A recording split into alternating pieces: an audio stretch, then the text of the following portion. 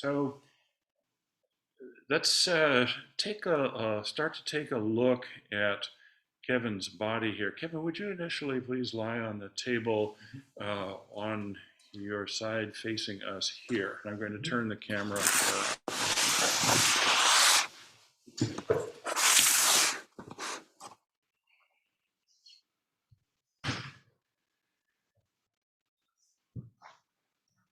Right. And if you would, for the moment, just bring this leg up underneath the other one there.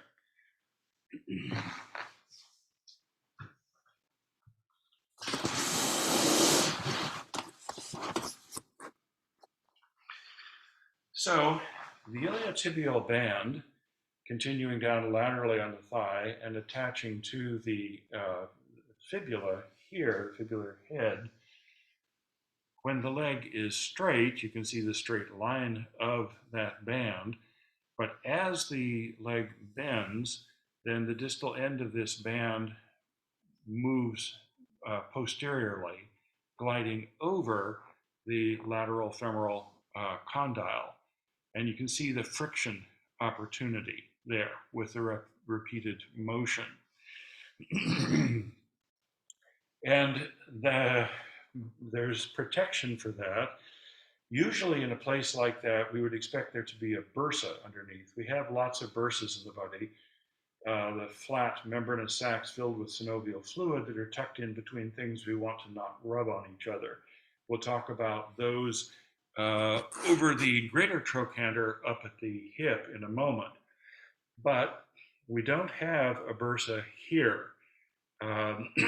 If I were designing the human body, I would have put one there, but that's not the way it is. What there is instead is the body's alternative to that, which is loose, fluid-filled, loose areolar tissue underneath this. So it's just like the loose areolar tissue that allows the skin to appear to glide. That's actually stretch in that loose areolar tissue. So this allows the distal iliotibial band to move over the lateral femoral condyle.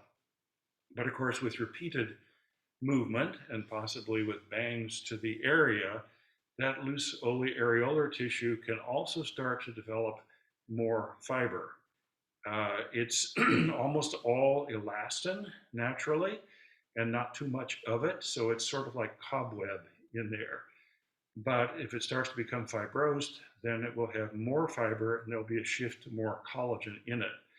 And then this cannot as easily move over the bone. And there can start to be a much more of a felt sense of irritation in that. So we're going to talk about some things that can be done at the thigh for this condition. And we'll also take more of a look at what leads to this in the first place. Because if we just sort things out at the thigh and the person is continuing with problems elsewhere in the body that are shifting load to this, or with movement patterns, the situation will recur. So to take a look at this one, what we can do is get a hold of the iliotibial band and ask, how well can you glide forth and back over the lateral femoral condyle? And the answer in this situation is not too bad. It can kind of do it. There's a little limitation in it moving posteriorly. Now, to remediate that, there are actually many different methods that can be used. One of them is what's called recoil, where basically I take the tissue where it doesn't like to go and then let go of it quickly. And voila, it glides better. It's not perfect, so let's do it again.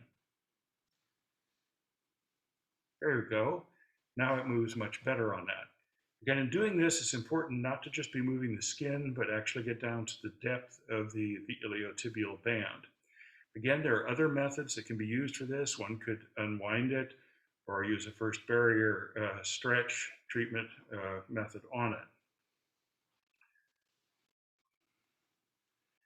As I moved his knee before, it seemed to move fairly easily, but now there's actually uh, even less effort required for me to move the knee.